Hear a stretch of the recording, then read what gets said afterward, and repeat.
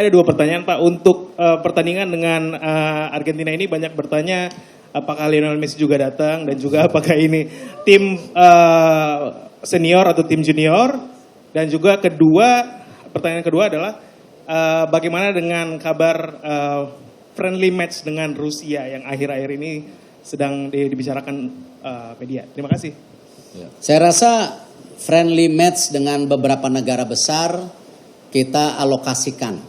Ya, seperti tahun ini dengan Argentina, habis itu kita fokus kualifikasi Piala Dunia. Tahun depan pasti kita alokasikan. Ya.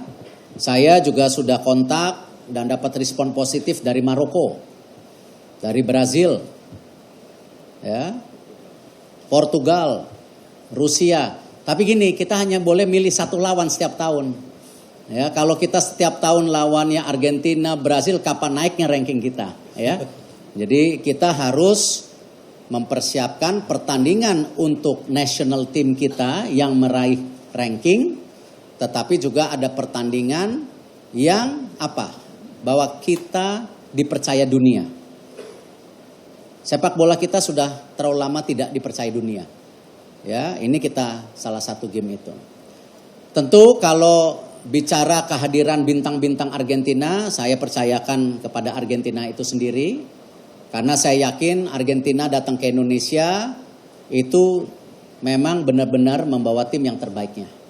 Sama, kita akan mempersiapkan tim terbaik kita, ya. Karena gini loh, bermain dengan Argentina itu tidak hanya sekedar bermain, tapi kita juga belajar.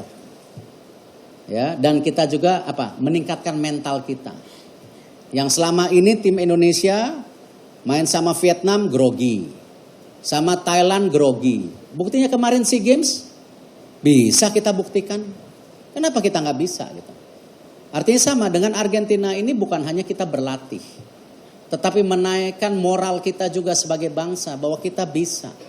Ya. Jangan gemeter dulu. Ya, ada Messi, ada semua, ya jangan gemeter, malah nggak bisa main. Yang usah main bola kalau gitu, ya. Dan justru mereka hadir ingin mensupport sepak bola Indonesia. Gitu.